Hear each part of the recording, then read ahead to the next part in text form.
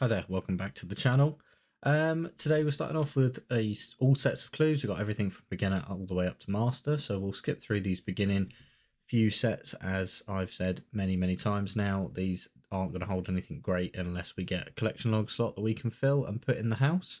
So we do pick up the steel plate body T, not that great, but you know, all going to go into the POH, and hopefully one day we can completely fill that up. I will one day probably go on a huge clue scroll grind at Puro, grabbing all the implings. I would say is going to be the easiest way on an Iron Man to get them, but I haven't really looked into that, so I will look into that into the future. So we're opening up the hards again. Mostly this is just going to be some Alkin stuff, so some GP on the account. Get an elite. We do get another master scroll book, which I can pass on to another group member to store all of their things, and then we get another master, which is our third or fourth minute mimic now. So this time I decided to gear up with full ARAMs rather than the elite void I had been taking in. I don't know if it maybe did. I don't know if it did anything better. I didn't hit with my DDS at all, so I might just go back to doing the elite void and perhaps maybe take in the melee helm switch to see if that makes any difference. But I'm just doing my basic sort of trying to avoid the rain of sweets and staying on the side of the mimic, just hitting it down with the trident. Again, I will look into maybe a better way of killing this, but I think for now that this is effective enough. I'm getting maybe minute kills. I know that's not fast, but better than nothing. But this time, unfortunately, we just got a bonus of 600 death runes. So, you know, although we've got plenty now from doing all of the Barrows runs from last episode, but right. So, as the title suggests, this is a smithing video. This was my lowest skill down at 75, so I wanted to take all of the ore that I'd been gathering from my grind up to 92 mining at Motherlode Mine to the blast furnace. Now I was short on coal, so I did hop through all the worlds to buy the 100 that you can get at the blast furnace itself. So I just bought, I think I had to buy an extra 20,000 or so. So the blast furnace is great because you require one less coal for each ore, as you see on screen now. So that is great, but I did need to buy an extra 20-ish K just so I could smith all of the iron that I'd basically power mined early on in the account, because I wanted to make sure I had a plentiful stock of steel bars to make some cannonballs. So I will go back to Giant's Foundry and getting that. So these are the trips that I'll be doing when I'm doing each level of bar. I will put a link to the wiki page in the description, which will show what these trips are for when you're doing each different bar type. In this video, I won't be making any bronze, silver, or iron. I think there was a couple of times I messed up doing my steel bars, and I did make a few iron bars, which, you know, maybe they'll come in handy one day for maybe a beginner clue or something like that. So helpful to have them. I did have a few steel, or I didn't record making any trips for that. It is quite simple. As you'll see if you look at the strategy guide, it is just literally you take 28 silver to the blast furnace and then collect it. No need for changing gauntlets or anything like that. So yeah, we'll move on from that. I think I'd collected roughly 20k gold, 15k myth, 8k adamant, and like 500 rune. So quite a sizable amount, which will enable me, once all of these bars are made, to get 99 smithing. So what we're going to do is we'll start off with the steel. So the steel, what you have to do is make sure normally you have either 27 or 54 coal in the blast furnace on the hopper already.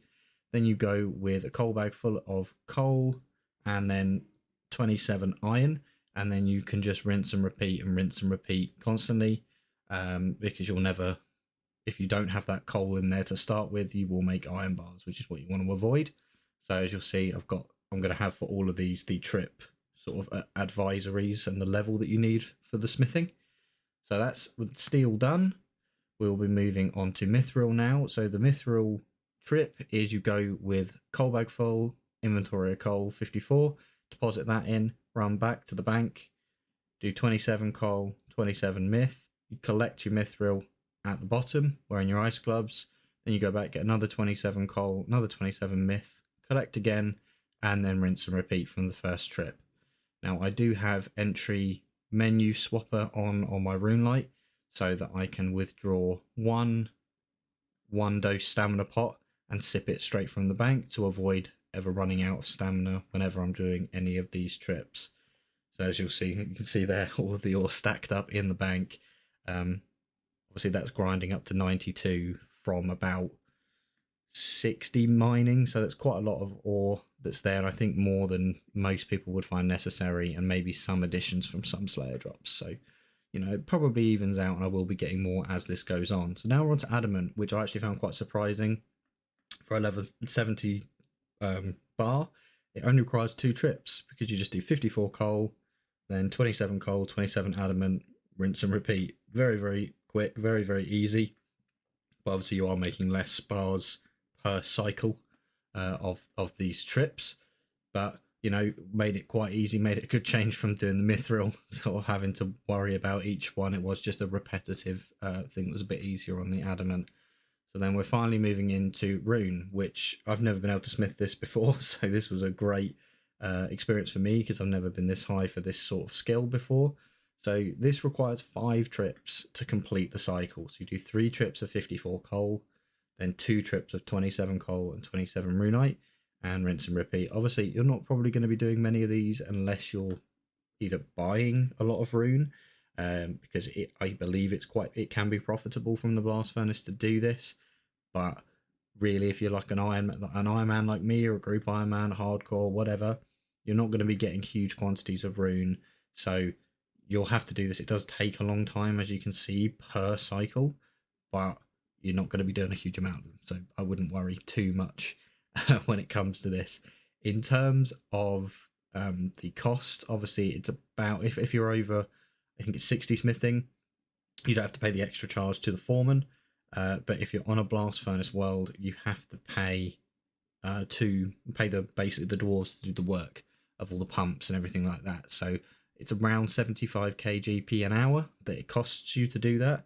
So I would obviously just put 75k in the copper, and then just run it for an hour, see how many bars I got, and then rinse and repeat. So now the best one I've saved till last is gold, although having the lowest level requirement because of the goldsmith gauntlets. So now it's basically just 27 gold, and you have the goldsmith gauntlets and the ice gloves in your inventory, whichever way round. So whenever you put your ore onto the conveyor, you want to make sure you have your gold gauntlets on until you see the XP drop.